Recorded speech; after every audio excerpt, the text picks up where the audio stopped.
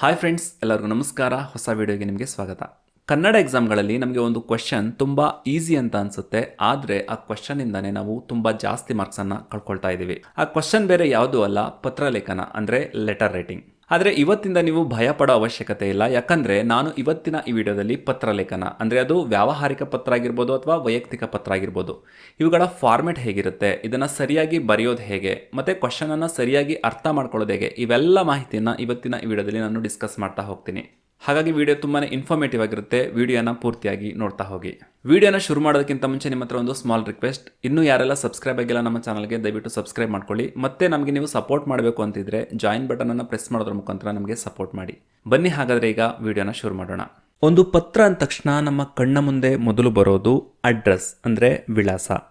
ಯಾರು ಪತ್ರ ಬರಿತಾ ಇದ್ದಾರೆ, ಯಾರಿಗೆ ಪತ್ರ ಬರಿತಾ ಇದ್ದಾರೆ, ಯಾವ ವಿಷಯದ ಬಗ್ಗೆ ಪತ್ರ ಬರಿತಾ ಇದ್ದಾರೆ, ಇದೆಲ್ಲನೂ ಒಂದು ಪತ್ರ ಅಂದರೆ ಲೆಟರ್ ಒಳಗೊಂಡಿರುತ್ತೆ. ಪತ್ರಗಳಲ್ಲಿ ಸಾಕಷ್ಟು ವಿಧಗಳಿವೆ, ಆದರೆ ಪರೀಕ್ಷಾ ದೃಷ್ಟಿಯಿಂದ ನಾವು ಕೇವಲ 2 ವಿಧಗಳ ಬಗ್ಗೆ ಮಾತ್ರ ತಿಳ್ಕೊಳ್ಳೋಣ. ಅದರಲ್ಲಿ ಮೊದಲನೇದು ವ್ಯಾವಹಾರಿಕ ಪತ್ರ, ಮತ್ತೊಂದು ವೈಯಕ್ತಿಕ ಪತ್ರ. ವ್ಯಾವಹಾರಿಕ ಪತ್ರವನ್ನು HMಗೆ, ತಾಲೂಕು ಆಫೀಸ್ಗೆ ಅಥವಾ ಗ್ರಾಮ ಪಂಚಾಯತಿಗೆ ಬರೆದ್ರೆ, ವೈಯಕ್ತಿಕ ಪತ್ರವನ್ನು ತಂದೆ ತಾಯಿಗೆ, ಪ್ರೀತಿ ಪಾತ್ರರಿಗೆ ಬರೆಯಲಾಗುತ್ತೆ.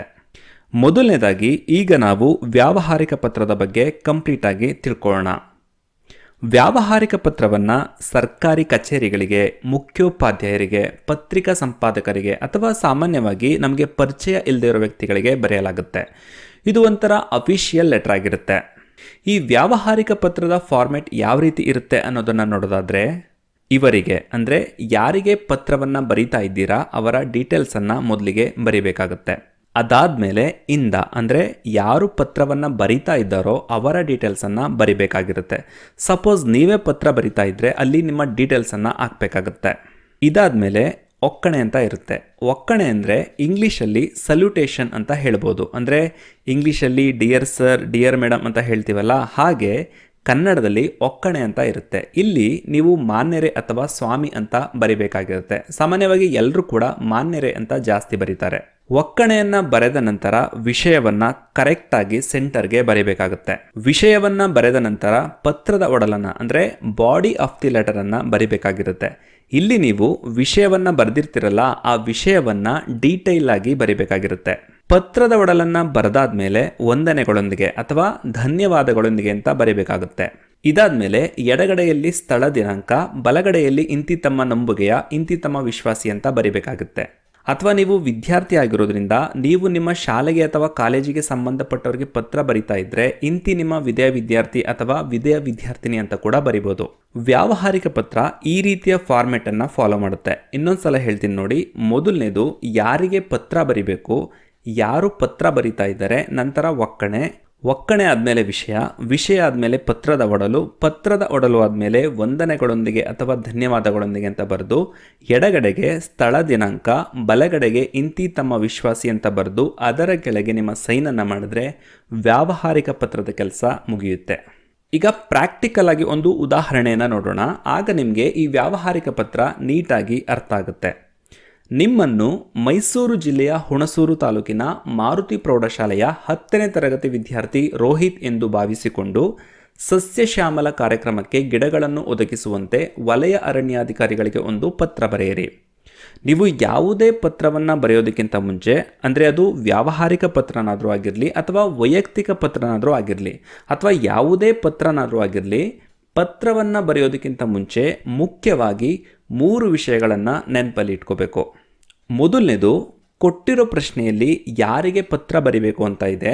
ಎರಡನೇದು ಯಾರು ಪತ್ರವನ್ನು ಬರಿಬೇಕು ಅಂತ ಇದೆ. ಮೂರನೇದು ಯಾವ ವಿಷಯಕ್ಕೆ ಸಂಬಂಧಿಸಿದಂತೆ ಪತ್ರ ಬರಿಬೇಕು ಅಂತ ಇದೆ. ಈ 3 ಸಿಂಪಲ್ ವಿಷಯಗಳನ್ನು ನೀವು ತಿಳ್ಕೊಂಡ್ರೆ ಸಾಕು, ಯಾವುದೇ ಪತ್ರವನ್ನು ಕೊಟ್ಟರೂ ಕೂಡ ನೀವು ಆರಾಮಾಗಿ ಬರಿಬೋದು. ಹಾಗಾಗಿ ಪ್ರಶ್ನೆಯನ್ನು ದಯವಿಟ್ಟು ಸರಿಯಾಗಿ ಓದಿ ಅರ್ಥ ಮಾಡ್ಕೊಳ್ಳೋದನ್ನು ಕಲೀರಿ.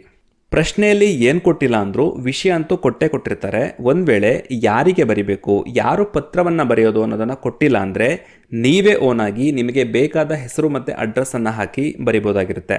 ಈಗ ಈ ಪರ್ಟಿಕ್ಯುಲರ್ ಪ್ರಶ್ನೆಗೆ ಸಂಬಂಧಿಸಿದಂತೆ ಪತ್ರವನ್ನು ಬರೆಯೋಣ. ನಮಗೆ ಕೊಟ್ಟಿರೋ ಪ್ರಶ್ನೆಯಲ್ಲಿ ಯಾರಿಗೆ ಪತ್ರ ಬರಿಬೇಕು ಅನ್ನೋ ಡೀಟೇಲ್ಸನ್ನು ಕೊಟ್ಟಿದ್ದಾರೆ ಅಂದರೆ ವಲಯ ಅರಣ್ಯಾಧಿಕಾರಿಗಳಿಗೆ ನಾವು ಪತ್ರವನ್ನು ಬರಿಬೇಕಾಗಿದೆ.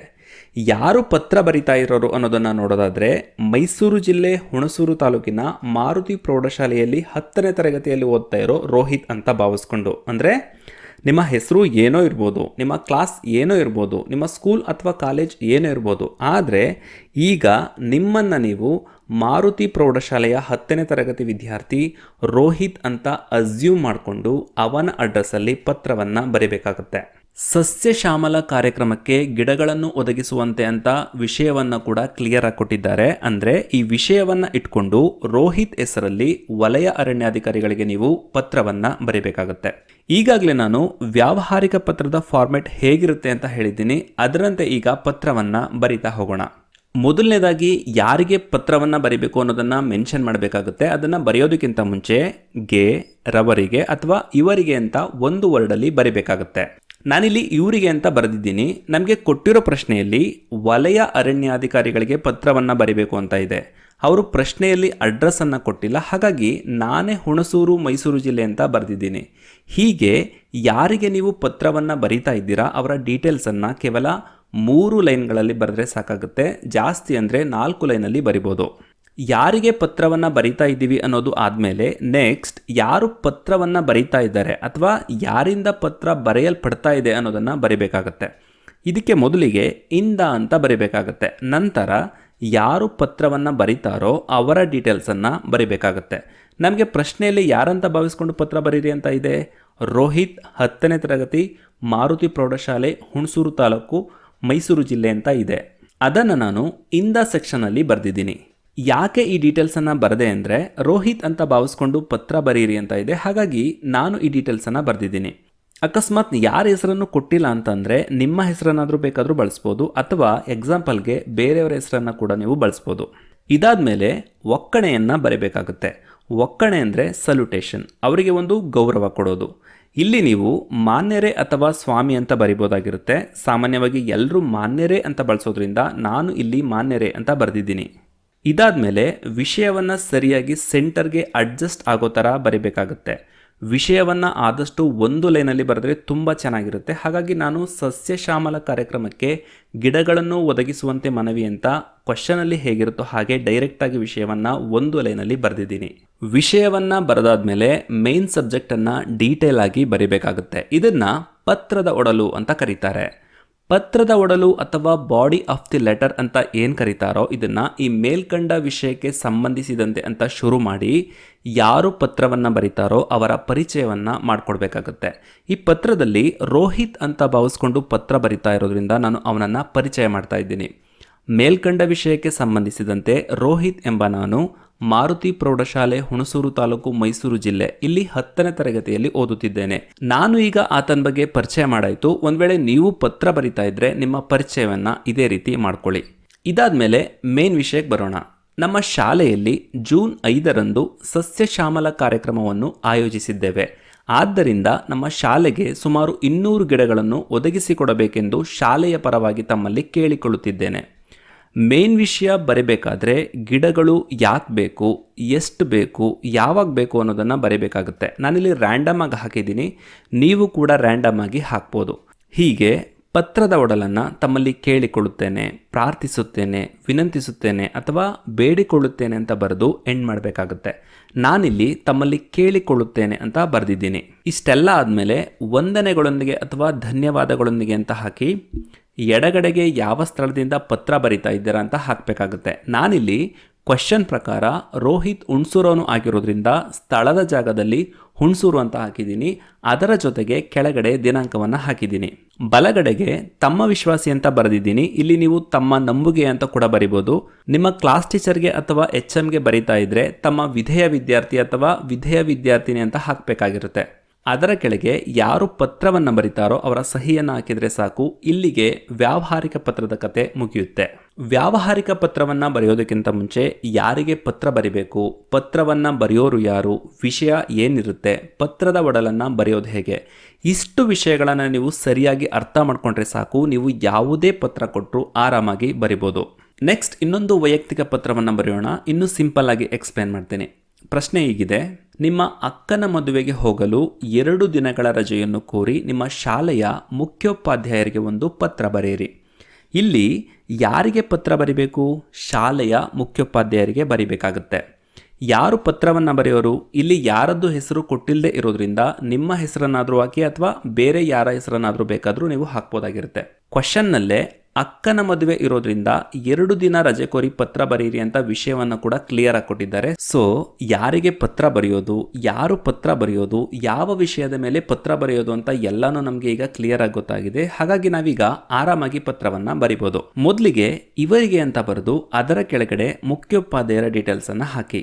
ನಂತರ ಇಂದ ಅಂತ ಬರೆದು ನಿಮ್ಮ ಡೀಟೇಲ್ಸ್ ಅಥವಾ ಯಾವುದಾದ್ರೂ ಎಕ್ಸಾಂಪಲ್ ಡೀಟೇಲ್ಸ್ ಅನ್ನ ಹಾಕಿ.